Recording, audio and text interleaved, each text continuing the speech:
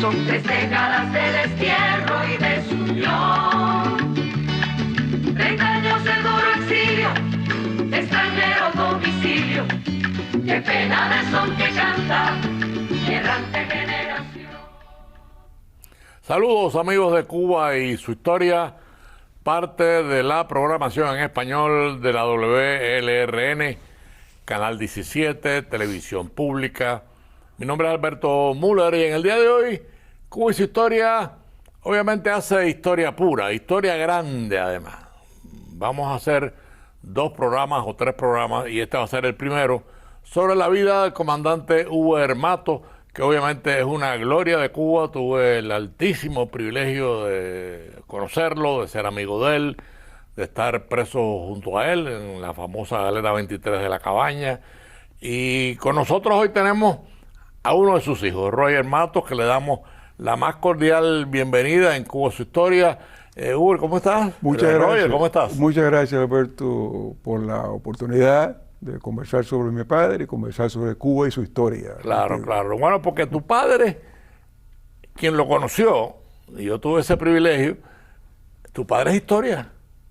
O sea, tu padre es historia, tu padre estuvo muy cerca de cambiar la historia de Cuba que tanto hemos sufrido, porque fue uno de los primeros oficiales que renunció precisamente por la infiltración comunista dentro de una revolución que cuando se hizo y que costó tantos cientos de muertos, nunca se habló del comunismo, nunca se habló de la Unión Soviética. La revolución era para restaurar las libertades de la dictadura de Fulgencio Batista. Pero bueno, el invitado eres tú. Sí. Así, háblanos un poco de tu padre. Sí, precisamente, un pequeño detalle. Hasta el momento en que Fidel Castro sintió que ya estaba afianzado en el poder, negó innumerables que la revolución, innumerables veces, montones de veces que la revolución fuera comunista. Sí, sí, lo negaba. Lo negaba totalmente. Y tenía el plan completo. Sí, lo tenía completo. Y en el juicio de mi padre, que hablaremos en algún momento, claro.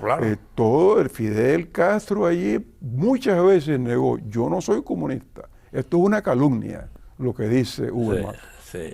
Vamos a ir poniendo las fotos que tenemos de Uber, que son fotos históricas.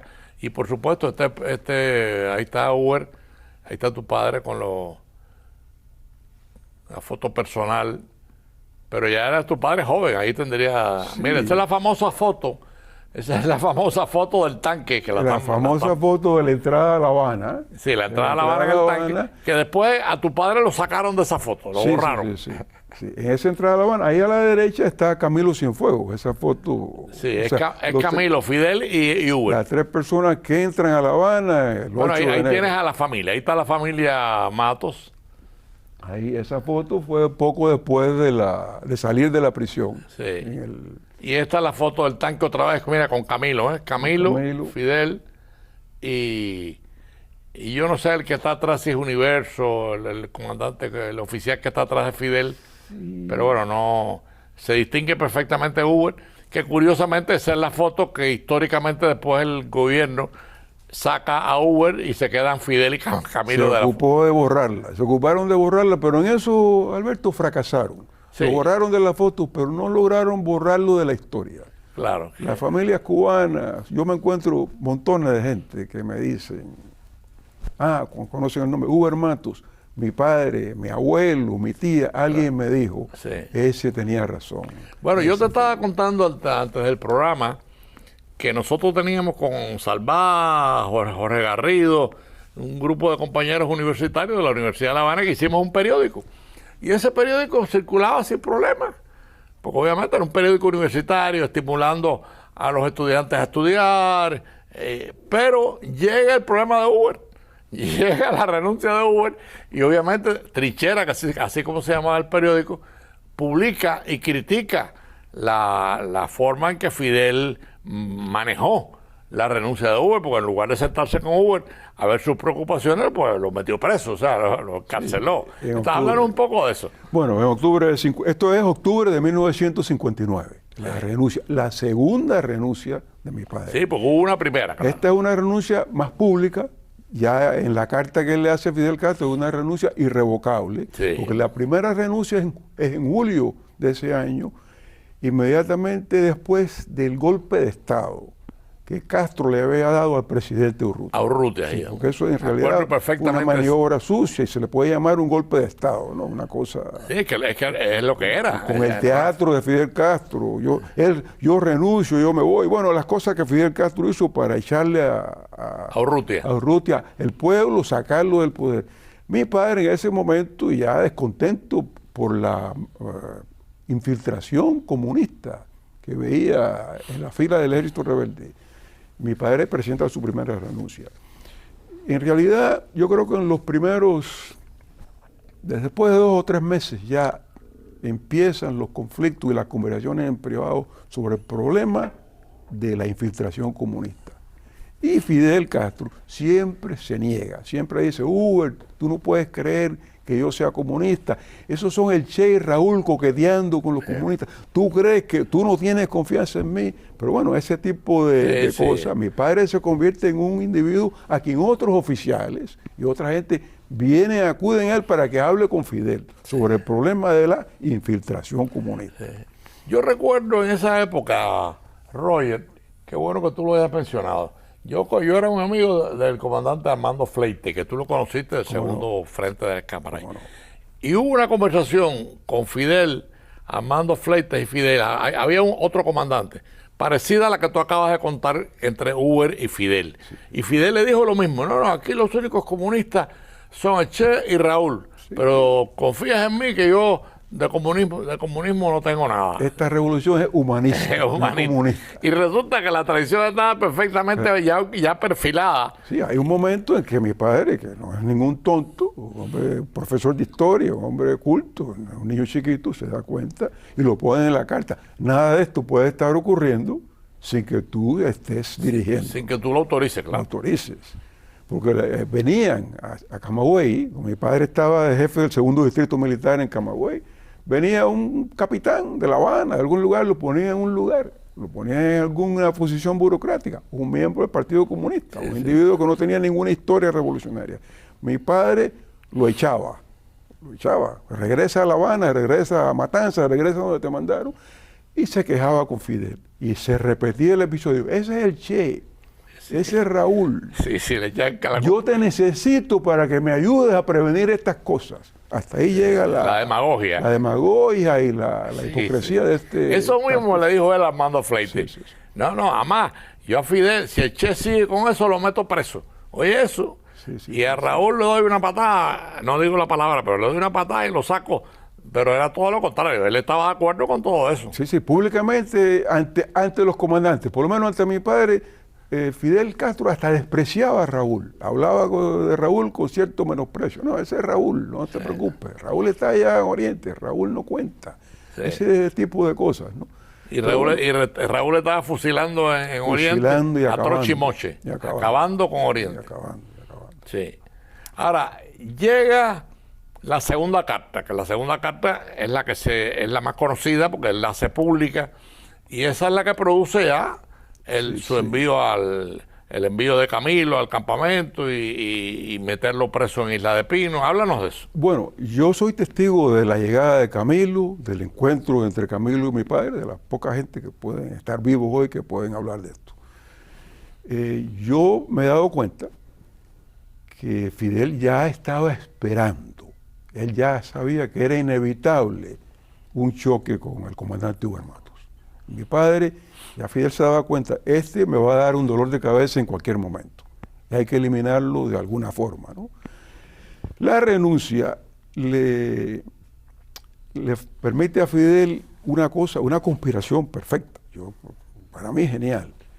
Mando a Camilo Cienfuegos a detenerlo desde La Habana para que lo detenga. Sí, un comandante popular como comandante popular, el comandante más popular, pero yo de la revolución, a quien Fidel y Raúl le tenían una gran envidia por su popularidad. Sí, claro. O sea, le tenían una gran envidia, hablemos de esto, a Uber Matos por su valor, por su inteligencia, por su integridad, su historia. por su historia, por el problema de la objeción al comunismo, bueno, por todas esas cosas, por su valor, por lo que demostró en la sierra, por sus conocimientos. Y le tenía una gran envidia a Camilo Cienfuegos por su popularidad. Sí. Fidel Castro decide, resuelvo esto de esta forma, mando a Camilo a detenerlo y provoco un acto de violencia en Camagüey para que los hombres de Uber Matos maten a Camilo Cienfuegos. Entonces tenemos al traidor de Uber Matos. Al traidor de Uber Matos, causante de la muerte de Camilo, y a Camilo, el héroe desaparecido, matamos 2 pájaros de un tiro. ¿Qué fue lo que hicieron? ¿Qué fue lo que hicieron? Bueno, en Camagüey, yo recuerdo, el 21 de octubre, la algarabía, las acusaciones de traidor en la radio, todo maquinado por Fidel, traidor, vamos a lincharlo, vamos a sacar a esos hijos de la perra, a esos traidores, trujillistas, batistianos, agentes de la CIA, todo lo que se pudiera decir, traidores. La renuncia la convierten en un complot, una sublevación que no existía. Claro. Sí, de un traidor. Sí, de un traidor y de sus oficiales traidores. El ambiente en el regimiento de Agramonte es de el que entre aquí no sale vivo. Aquella gente se sentía acorralado. Mi padre se da cuenta. Se está provocando un acto de violencia. Claro. Manda a desarmar la tropa, manda que se abran las postas del regimiento, que entre el que quiera. Aquí no vamos a permitir esa provocación. ¿Quién entra? Camilo Cienfuegos, inocentemente. Yo lo vi yo, entrar allí con 20 hombres más o menos a 5 pies de donde yo estaba. Entrar. Y aquellos soldados rebeldes del regimiento se lo querían comer vivo con los ojos. Pero a Uber. A Camilo. A Camilo. A Camilo, porque llevaban horas escuchando que eran traidores, que estaban en un complotado, que el pueblo los iba a justiciar. Camilo entra a un avispero creado por Fidel Castro. Claro. Mi padre se da cuenta y se lo dice. Yo veo a Camilo entrar a la casa, entramos juntos, y veo a Camilo subir la escalera del 2.º piso y veo que mi padre le entrega las armas, estoy detenido, y veo a Camilo que le dice, Uber, ¿qué pasa? El resto de la conversación, yo no la vi porque es ellos dos solos. Y ya mi madre y mis 2 hijos y mis 2 hermanas las habían sacado de allí porque era un ambiente... Claro, el ambiente era duro. El ambiente, se suponía que ahí salía... Sí. Había mucha violencia. Porque ya habían creado el ambiente de la traición. Una semana después desaparece Camilo. Mi explicación, no lograron que los hombres de Uber Matos lo mataran. Pues lo mataron ahí una semana después. No le veo otra explicación. Sí, desaparecieron a Camilo. Sí. Y Camilo le resultaba incómodo a ellos también. Le resultaba incómodo y yo no creo que fuera una cuestión tan ideológica como una cuestión de les molestaba su popularidad. Además, Camilo era uno de esos hombres con quien mi padre hablaba. Tú hablas de Fleite y de la gente que estaba quejándose. Sí, mucha gente quejándose. O sea, Manolo Ray, otros ministros hablaban, mi padre iba a La Habana y se conversaba. Bueno, el propio presidente Urrutia. El propio presidente Urrutia. ¿Qué se va a hacer con este problema del comunismo? Bueno, amigos de Cuba y su historia, para los que han sintonizado tarde, hoy tenemos un programa de lujo, porque estamos recordando a un hombre grande de la historia cubana, y me refiero al comandante Uber Matos. Con nosotros está su hijo Roger Matos, un poco recorriendo esa historia de la renuncia de Uber Matos, que es una historia muy honrada para su memoria, y por supuesto vamos a continuar en esta segunda parte del programa recorriendo la vida de este hombre grande de la historia cubana, porque yo considero a tu padre un hombre grande de la historia cubana, de esos luchadores que dio su vida. Sí. Dio su vida porque empezó su vida de maestro, era un maestro ejemplar, y después entró a luchar por la libertad de Cuba cuando vino el golpe de Estado del 10 de marzo. Por ahí te dejo. Yo recuerdo que Carlos Alberto Montaner, cuando se presentó el libro de mi padre, su memoria, Cómo llegó la noche, le llamó El último de los mambises. Sí. Y me parece que... Aquí tengo yo el libro para que vean el libro de las memorias de Uber, ¿no? Es un libro muy bonito, cómo llegó la noche. O sea, cómo una revolución que anunciaba luz y libertad terminó en una revolución Y ahí está Cuba. Es una verdadera traición al pueblo cubano. Una traición al pueblo, a la historia de Cuba, a la historia de la libertad cubana, porque la revolución cubana, tú lo sabes, igual que muchos, inclusive los comunistas fueron los últimos que se montaron en ese carro de la lucha contra Batista, porque eran aliados de Batista. Eran aliados de Batista. Desde el año 40. Eso es una cosa que no se habla mucho. No se habla mucho, pero en el año 40 el gobierno de Batista estaba aliado con el Partido Socialista Popular. ¿Cómo no? Y eso es historia. No, aliados de Fulgencio Batista. Y en el año 58, eso tú lo sabes mejor que yo, cuando la revolución estaba cada día fortaleciéndose más, los comunistas no estaban con la revolución. Bueno, los comunistas tratan de sabotear la revolución, la huelga de abril. La es saboteada por los comunistas. Sí. Es interesante, porque los comunistas, siempre con una agenda y con una disciplina tremenda, son los que, en mi opinión, le ofrecen a Fidel Castro por vida. Puede ser dictador si te alías con nosotros. Claro. Si vienes con nosotros... Sí, pero yo creo, Roger, y tú, ya ahí había habido el pacto con los soviéticos, ya ahí tenía, ¿por qué hizo Fidel ese pacto? Yo no lo sé. Hay quien dice que Fidel era un comunista tapiñado, o sea, que no, decía que no era comunista y en el fondo sí lo era. El hecho es que la traición estaba perfectamente preparada. De eso se ha escrito mucho. Fidel, yo creo que Fidel era un fascista, admirador de la historia me absolverá. La historia me absolverá, tiene mucho le robó ahí a mi lucha de Adolfo Hitler. De Adolfo Hitler. Sí, admirador de los falangistas. Sí, porque Fidel además tenía algo de actor. Sí. Y él encubrió su traición de una forma definitivamente muy bien hecha. O sea, toda la dinámica de la traición. Él decía que no era comunista, se lo decía a tu padre, se lo decía a Armando Fleite, se lo decía a todos. Un perfecto actor. Un perfecto actor. Un perfecto actor. O sea, mi padre en la sierra llegó a creer en Fidel. Bueno, estamos en el primer programa de los 2 o 3 que tenemos que hacer de tu padre. Renuncia y Fidel lo manda para la prisión. O sea, lo pone como un traidor cuando era todo lo contrario. El traidor era Fidel, no Hoover. Sí. Cuéntanos un poco esa parte ya del juicio, de la prisión. Bueno, esto ocurre en octubre, ¿no? Octubre la renuncia. 59. El juicio es en diciembre, a mediados de diciembre, diera 3 o 4 días. En ese tiempo de un par de meses, a mi padre lo tienen en el Castillo del Morro en unas condiciones terribles. Precarias, ¿no? Precarias, terribles. O sea, el calabozo donde lo tenían, y tú debes conocer bien el Morro, sí. Era una ventana, lo que había sido una ventana de aquella fortaleza colonial, un hueco, y ahí lo tenían metido.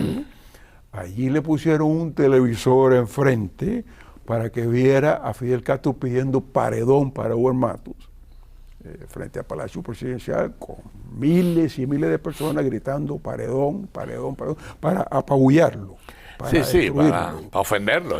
Y allí, al estilo de los procesos de Moscú, de Stalin, en los años 30, lo fueron a visitar oficiales enviados por Fidel. Mire, comandante, si usted acepta irse para la casa, no hay problemas, esto se puede resolver. Ese tipo de cosas. Sí, de mediación, mediación, a ver si conseguían su silencio y lo desaparecían de alguna forma. Mi padre responde, dile a Fidel Castro, que te mandó, que para lograr mi silencio tiene que fusilarme, porque yo voy a decir mi verdad. Claro. Y la dice en el juicio. ¿Y la dijo? Y la dice en el juicio. Quiero contarte una anécdota interesante. En esos días, mi madre, acababa de cumplir 13 años, mi madre me lleva con ella a ver a Ernesto Che Guevara al Banco Nacional. Y hay esta conversación. Él la recibe, hay un tipo asmático, abrigado, con su boina, abrigado en Cuba como si estuviera... Con su estilo. Sí, con su estilo. Y empieza a justificarse, a decir que él sabía que Hoover no era traidor, pero que eso de acusar al gobierno de comunista cuando era falso podía provocar una intervención americana. Y que eso en sí consistía en un riesgo para la revolución.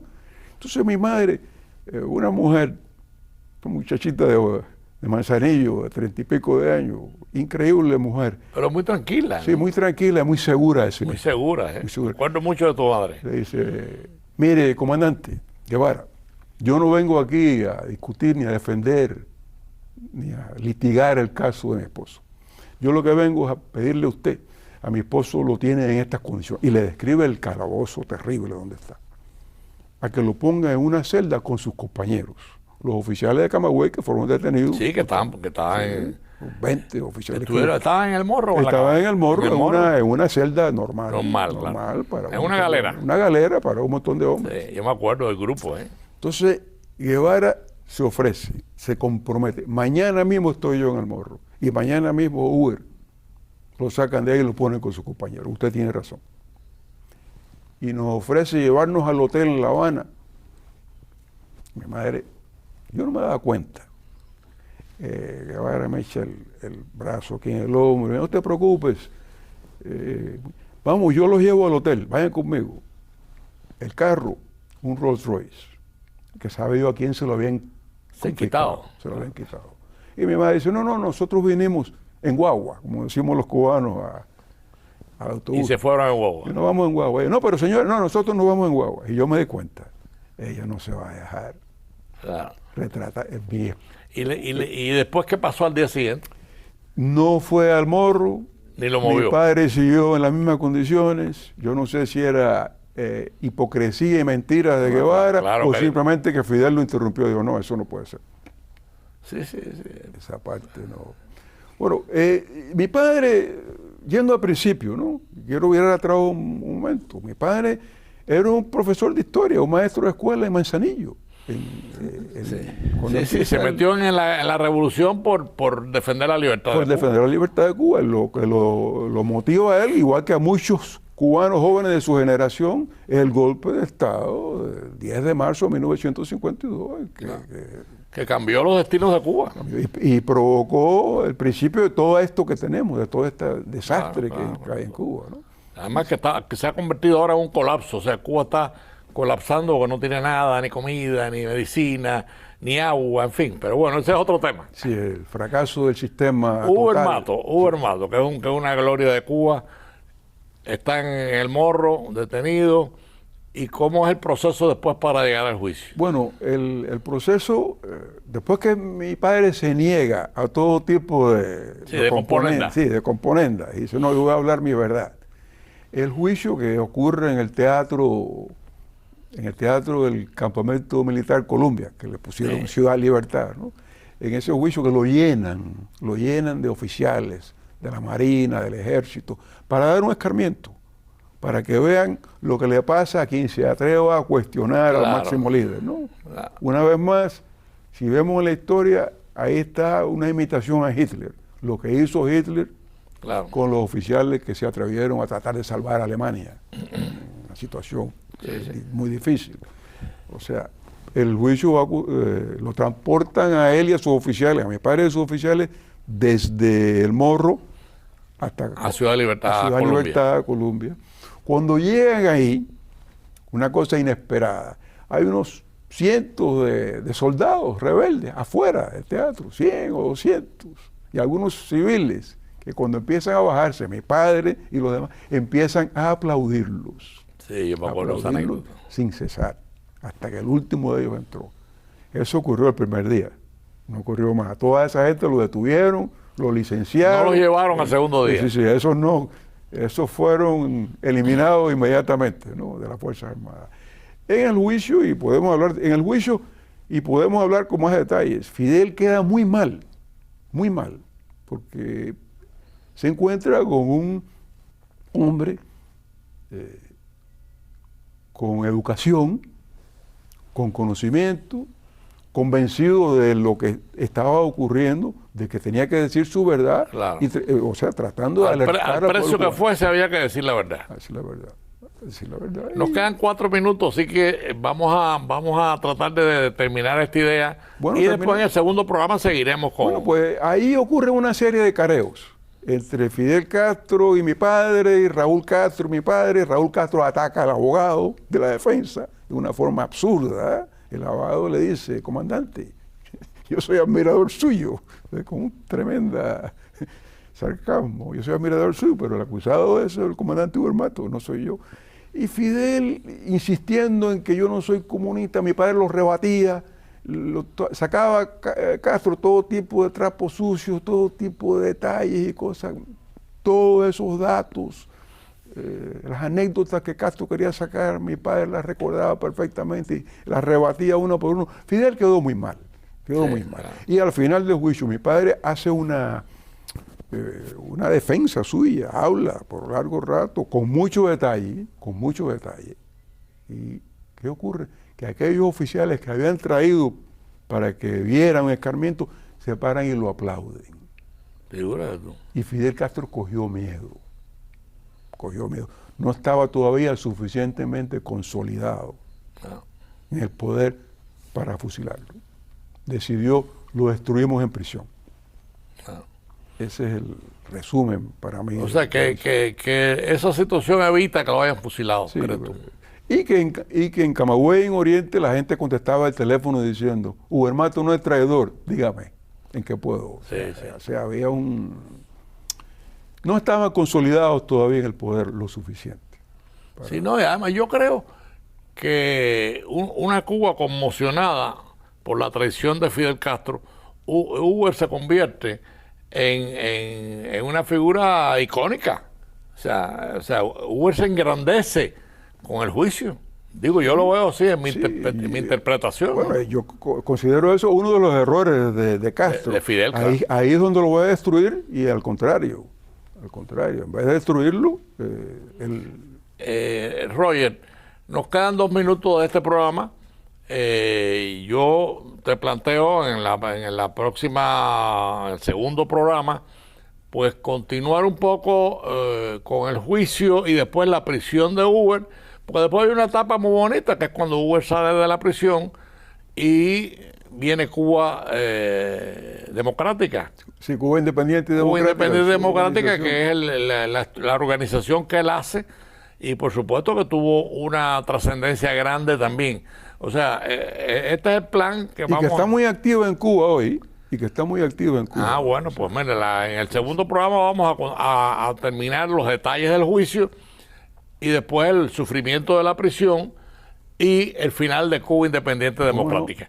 Te agradecemos muchísimo, Roger, tu presencia en Cuba y su historia, porque en un momento en donde Cuba colapsa, o sea, Cuba, nadie sabe lo que va a pasar en Cuba, pero obviamente Cuba no puede seguir en manos de los comunistas porque ya Cuba casi no existe, y lo digo con mucho dolor, O sea, es como un edificio que se está hundiendo.